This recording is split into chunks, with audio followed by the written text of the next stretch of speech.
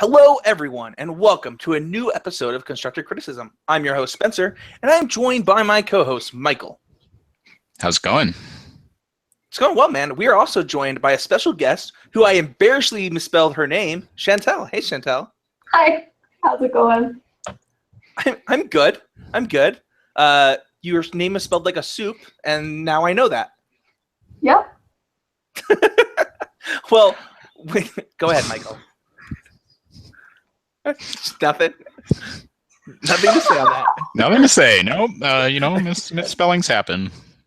So we're very excited to have Chantelle on today. We actually specifically requested her on to talk about her favorite topic in Magic. And then also we bombarded her with Legacy. So, she gets to also talk about Legacy this week, which you said you've been playing a lot of? Since GP Ban, I've been getting into more and more, preparing for Vegas, which is right around the corner now. Okay. Awesome. So, we don't normally have guests on. Like this is going to be a new experience with multiple people talking. So we're going to do our best to make that okay. But before we get, it should be. It should be good. Chantelle, really quick, why don't you tell the listeners a little bit about yourself and your history in Magic before we get too far into the show? Oh, sure. I've been playing Magic for a few years now. I won the Play It Forward for top performing female or non-binary player in GP Van, finishing 23rd, I want to say, maybe 26th. I think 23rd.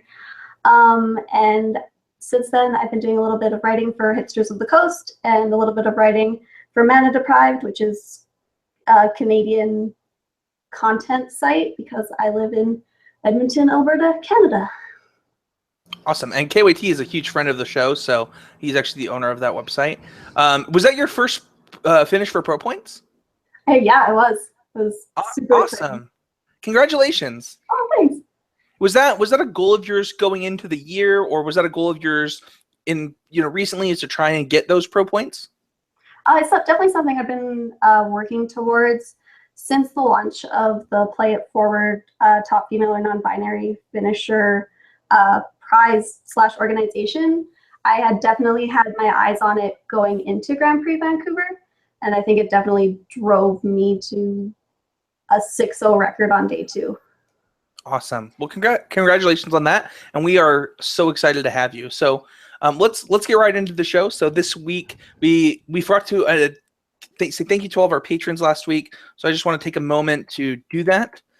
So our newest patrons, we're going to give a shout out to Matt T, Tim K, Justin B, John H, Random B, Austin K, Paul F, and Wes S. Honestly, I could not be happier with the rate at which we're going on Patreon right now. If you have the funds and you can, check it out at patreon.com/ccmtg, become a patron of the show. Real life thing that happened. My wife, so in Utah, we have really bad laws about maternity leave. And my wife and I had a baby recently, and she is a school teacher who does not get maternity pay. So she had to take time off to be a mom, and she did not get paid for. Well, she did get paid for it when she wasn't supposed to. And they suddenly told us one day that, like, hey, you're not going to get paid anymore, just so you know, for like a little while. And we're like, oh, cool. Thank you. And so we were having some financial, we would have had financial issues this month if it weren't for our patrons. I was able to borrow money from the podcast and pay our bills. So I just, thank you so much. That is crazy to think that because I do this podcast, I was able to borrow money from the show and help my wife and myself through this time where we have a baby. So yeah, it was a huge deal. So thank you to everyone. Yeah, that's crazy. You should move to Canada. We have paid maternity leave. We got you. Yeah. Anyway, outside of politics, I could just be way too passionate about that subject. Whole can of worms, yeah. Yeah. So, but for those who don't know, if if every listener of this show just donated $1 or more per month, it would actually be basically almost double what I make now. And Michael and I could quit our jobs and do Magic content full time with Danny, and it would be really awesome. So if you have the funds, just go to patreon.com/ccmtg, and yeah, everything is pretty awesome. So for those in the comments, I actually did get paid maternity leave. So my wife, the teacher, did not. I got 6 weeks paid. In case anyone is wondering, anyway. Maternity leave. Yeah, I had paternity leave. She did not have maternity leave. Let's go right on to our first segment of the show, which is our patron question. But it's not actually submitted by a patron this week. I actually had a question that I wanted to fill this segment with. So to all the people paying for the segment, sorry, I am the decision maker, and I wanted to talk about this. And I want to talk about testing versus results. And my question that I'm going to pose to Chantelle and Michael is, how do you decide what matters more at what point in your process? Whether it's the results of your tournaments or the testing process and how a deck is doing in testing. So for example, we won't say what deck it is, but right now there's a deck going around the CCMTG team for the Pro Tour that has a record between a bunch of us. I just want some more matches. What was your record that you just played with Matt? I am collectively... What was your record? Just now. Right, yeah. So I on the whole, I believe I am like 15-3 in competitive league matches. Okay, and I am 3-0 in matches. Matt, either way, it's like something like 20. It's like 90 something percent. Yeah, it's huge. This huge win percentage with the stack. Now, if Alex and some of the other guys in Utah take this to the Pro Tour and they do poorly with it, what was that a result of poor testing? Like, what matters here? Like, is our testing bad? Like, I actually want to know, like, where do you draw the line of, did I have poor testing? Did I have a poor tournament? What matters? Like, how do you decide after an event what mattered there and what you really need to take into consideration? You know, because you can have a bad event with any deck, right? Absolutely. I think a lot of it comes down to looking at sort of where things went sideways for you. Did you make maybe a bad metagame call? You know, if you are playing a deck or whatever that was really soft to say Aetherworks Marvel and you played against it a bunch of times, is your deck bad, or did you just choose the wrong deck for what the event ended up being? Sideboard poorly constructed, did you not understand how to play it in different matches? I mean, there are all kinds of reasons you can lose, right? And I think just sort of, if you can figure out what went wrong, you can figure out if your testing was poor, if the deck was bad, or if it was something else. Chantelle, any thoughts? I would speak to the same thing, that it's very metagame dependent. Like, if you're expecting a lot of Mardu vehicles and then everyone's on the deck that beats that, then you're just... But it also could be, you have to make sure that your testing doesn't get too inbred, or that you're not, like, testing specifically downhill, essentially. Yeah, I think that's really true, especially at like a Pro Tour, where it's really easy to either be on level 1 when you need to be on level 2, or do the opposite, end up on like level 7, right? I mean, where you just sort of, you've created this hypothetical metagame that just doesn't actually exist. Yeah. So always going to be a challenge. And the reason that I bring this up is, so this weekend, like, we did a lot of preparation, testing different stuff, getting different information, trying to find a deck for Alex to play the Pro Tour, because Alex hates playing Magic, so like he's not gonna like play Magic to figure out what he should play. He'll just ask us what he should play. And so because of that, like, a couple of us landed on this Bant deck for the PPDQ, and it's kind of weird because Casey was really sick and said he actually was playing terribly and we shouldn't take his results into consideration because he was dying. I got probably the most unlucky I've gotten in a Magic tournament in a long time, and then somebody else did pretty well with the deck. But like, when 2/3 of the people playing the deck do like 0-2, like, does the deck just suck? Or is it just too small of a sample compared to the testing that you've done, right? Like, where are the lines? It could also be... It depends on the event too, right? Yeah. Sure. Sorry, go ahead. I was gonna say it could also just be that like your deck isn't very good against the decks that you'll see at the beginning of a tournament, but it will perform better at the decks you're expecting to see mid to late game in a tournament. Sure. Michael?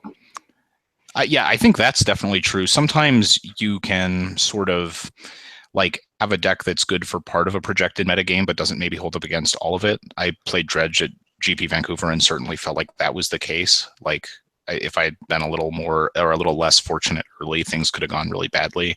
It also just depends on the event. Like the metagame for PPTQs is a little bit loose, at least around here. Yeah.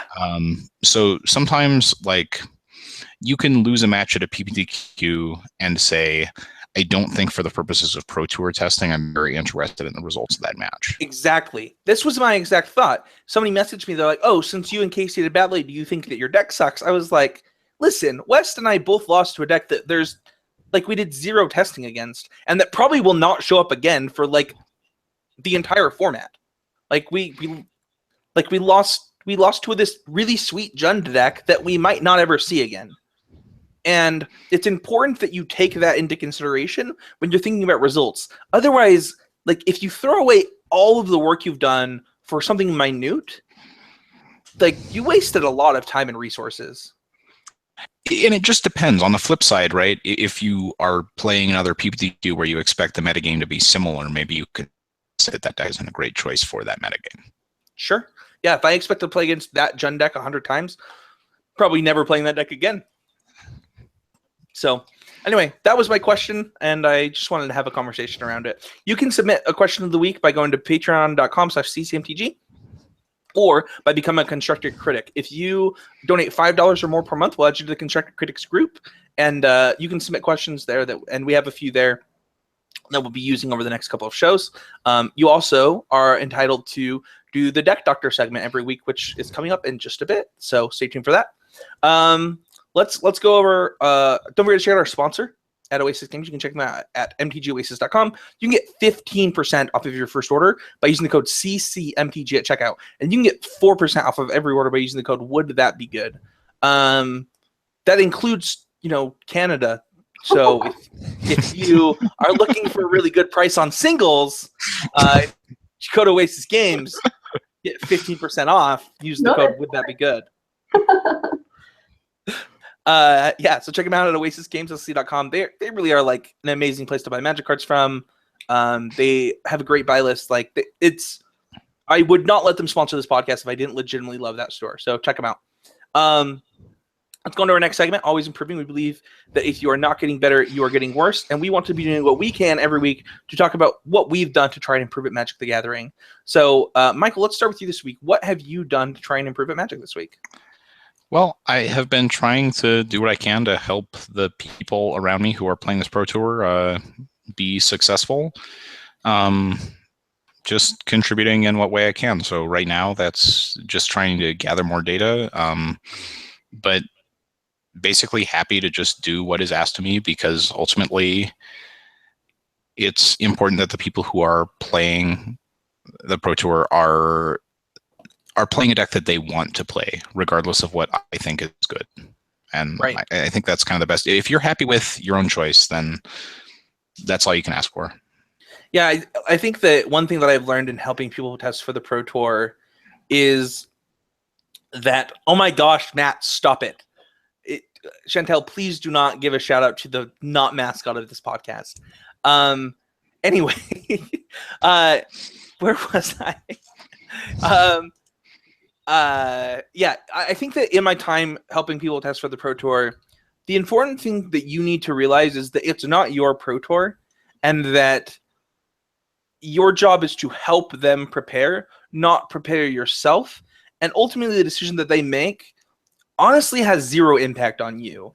And it's kind of important to like remove yourself from the situation, as far as like, well, this deck had a 90% win percentage. They're a dum-dum for not picking it. Like, I can't believe they picked X, Y, or Z, right? Like, they're the ones that have to live with their decision. What your job is while you're helping them, and this is not just true for Pro Tours, like, this is just true in Magic playtesting, in my opinion, is that, like, your job is to like give you and your friends the best chance to win in your playtesting group. And you do that through just providing value to the team that you're testing with.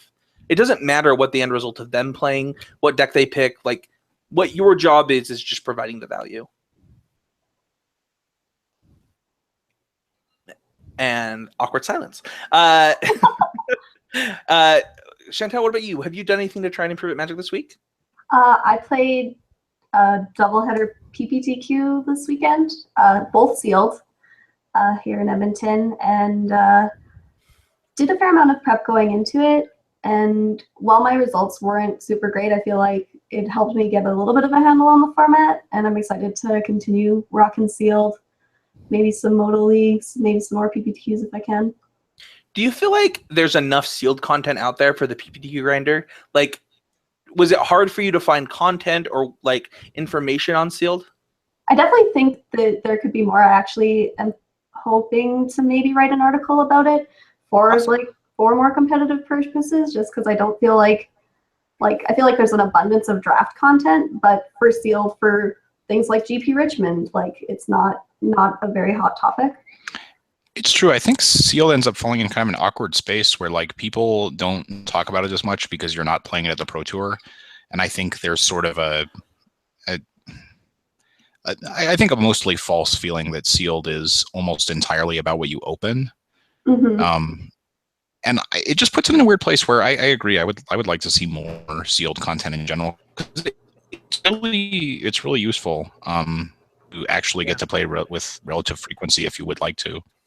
Yeah, honestly, sealed is my favorite format. I actually think it is the format that gives the better player the most edge, because I actually think that a huge portion of so actually, by the way, I'll just go into mine. So I actually played some extra sealed this weekend. I'm preparing for the RPTQ. So I've been doing 1v1 sealed with people at night on our computers and just building pools, talking about them. And the thing is that like I actually think that sealed is the place where the better player gets the biggest edge, because it is so easy to build your pool incorrectly that if you do that, like you're just hemorrhaging wins. And so if you get good at building your pool correctly and then mastering the kind of archetypes that there are in the sealed format, I think it gives you a much bigger edge than just what you open, because anybody can open a good sealed pool. We all the time see players that, you know, for an example, at a pre-release where you beat a player, you say, oh, let me help you build your deck. And you like look at their pool and you're like, oh my gosh, like I don't know why you're playing black-green. You have an amazing blue-red deck. Let's build this together, right? And that just happens all the time. And it doesn't just happen at pre-releases. Like it happens at PPTQs and GPs all the time. So I think the truth is just that like most pools are not outliers in either direction, right? Most pools are okay.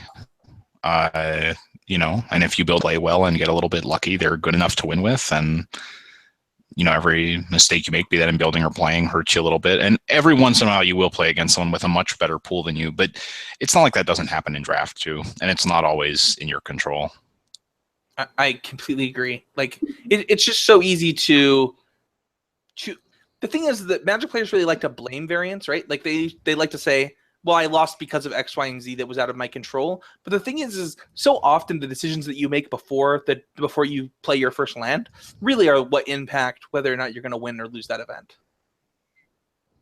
I agree completely. Like 16 lands versus 17, or splashing a third color versus not. Just like there's so many opportunities there.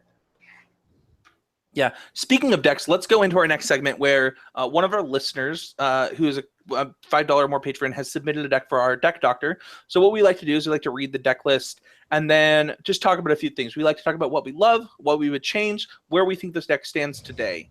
So I'll go ahead and read this off. So we have three Liliana, the Last Hope, 2 Gideon, Ally of Zendikar, 1 what is the name of the 5-mana Jace? It's Jace Unraveler of Secrets. Jace Unraveler of Secrets. 4 Fatal Push, 3 Grasp of Darkness, 2 Negate, 2 Transgress the Mind, 2 Blessed Alliance, 2 Anticipate, 2 Anguished Unmaking, 3 Disallow, 1 Never / Return, 3 Glimmer of Genius, 1 Fumigate, with 25 lands. And I don't know if I said this, but there's also 4 Torrential Gearhulks in the deck. The sideboard is 1 As Foretold, 2 Quarantine Field, 2 Kalitas, 1 Fumigate, 3 Spell Queller, 1 Negate, 1 Disallow, 2 Flame Tendrils, 1 Sorin, and 1 Obnixilis. The land base is 3 Swamps, 2 Islands, 1 Plains, 4 Concealed Courtyard, 4 Choked Estuary, 3 Sunken Hollow, 3 Shambling Vent, 2 Fetid Pool, 1 Blighted Fen, and 2 Port Town. So I have quite a few thoughts on this deck list. The first thing that I would like to say is I do really like Torrential Gearhulk right now. So being in the Torrential Gearhulk space, I think is actually pretty powerful in Standard right now. And there are many, many ways that you can build these decks. And yours is just one of many that you can try and do really powerful things with. However, I will say that there are actually a lot of things that I would change about this particular deck. And this could be that I haven't played with it, but I definitely don't think that I would start with 25 lands in a deck like this. I agree with that. I would like to play more, and I would like to play specifically more lands that cycle as well. I think you can sort of get it on both ends with that a little bit, like having some of your lands that can draw a card. Yeah. And honestly, I would probably start by cutting Gideon from the deck. I think that 4-mana Gideon specifically is probably not where I would be starting with this list. I like that you're drinking a Canadian dry on the podcast, and nobody can see it but me because it switches screens when we talk. But that made my day. No, I think that I would start by cutting Gideons and just adding 2 more lands. Like that would be the first change I would make to this deck. I think that makes a lot of sense. In general, I think I would just prefer more cycling cards. I think Anticipate is worse than it has been compared to something like Censor. I miss or even Cast just Out Cast a little Out. bit. Yeah, I was going to say I might just replace that with Cast Out. Chantelle, looks like you're nodding your head as well. I agree. I'm interested in seeing how this deck would pair up against the meta, specifically Mardu Vehicles and Marvel, because I know that a lot of control decks have been having a little bit of a hard time against Marvel. Yeah, I think that Mardu is so taxing that playing 4 Fatal Pushes and 3 Grasp of Darknesses and Blessed Alliances and stuff like that, I think hurts your ability to interact with Marvel a little bit. In general, I'm also a little bit ambivalent about the consistency of the mana early. Trying to cast Grasp, Liliana, Disallow, Never Return. I lost you, Michael. So for me, I agree about the mana. One of the things that I would start with is probably trying to maybe cut Blighted Fen. It gives you the ability to really have better mana. While Blighted Fen is a powerful land that allows you to play more spells. Robot Michael.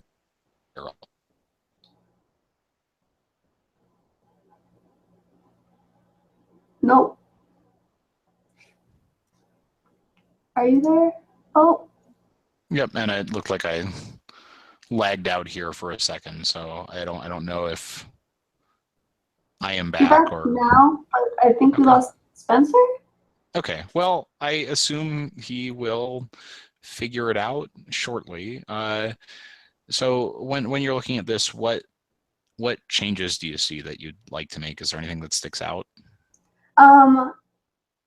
I think I'd probably would up the number of fumigates, if not in the main, in the board. I don't know if 2 is enough, especially in the first weeks after a new set when aggro is pretty rampant.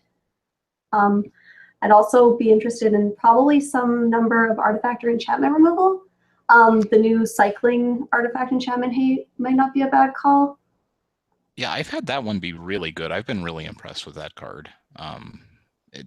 Is it Forsake the Worldly, the white one that cycles for 2? That sounds right, yeah. Yeah, I've had that card be quite good. It's just putting cycling on kind of a narrow but powerful effect like that is just really strong. It really does a lot.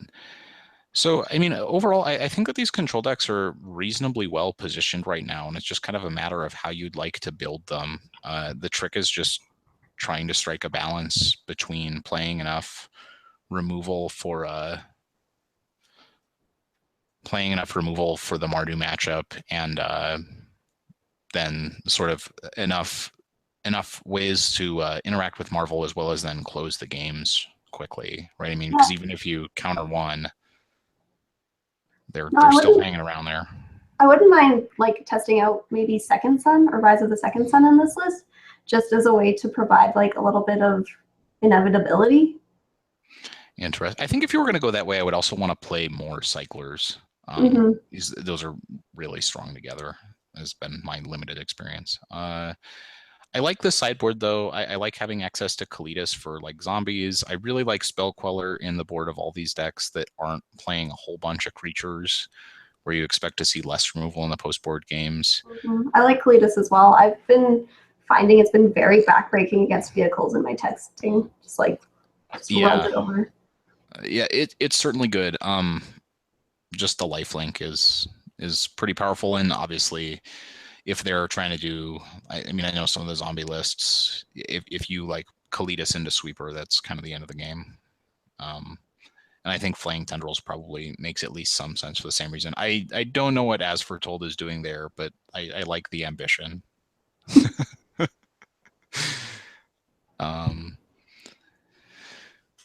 Well, I got a message from Spencer that his internet is down. Oh, very good. So we can just take over the show and run rampant. Yeah, absolutely. Well, might be short-lived, but we'll enjoy the power while it's ours. So we don't have a card of the week this week. Probably, I can almost guarantee we will have one next week following the Pro Tour. So stay tuned. Hopefully it's something interesting. I'm really curious to see what this Pro Tour brings out. Moving on from that, we are doing Legacy this week for Power Rankings. So we're going to look at the results from Magic Online for the last, I don't know, the most recent weeks here. And take a look at the top 5 decks, and then we're going to look a little bit deeper at Elves, which is trending up right now. So coming in at number 5, we have Black Red Reanimator. Have you had a chance to play this very much, Chantelle? I played against it a bit. I think it's super powerful combo that like if it can often go off on turn 1, but it's easily disrupted. It is. It's kind of, I mean, it's not to the degree that Belcher is, but it sort of leans that direction at times. A little glass cannon-y. Yeah, well, it looks like most of them aren't they're not playing Unmasked or anything like that anymore. I know it. I guess a few of them are, but many of them aren't. I know at Louisville, I played a match against Black Red Reanimator where twice my opponent mulliganed to 5, then cast a turn 1 Gristlebrand with a Thoughtseize. Sure. It's like, yeah, this is great. So this deck is extremely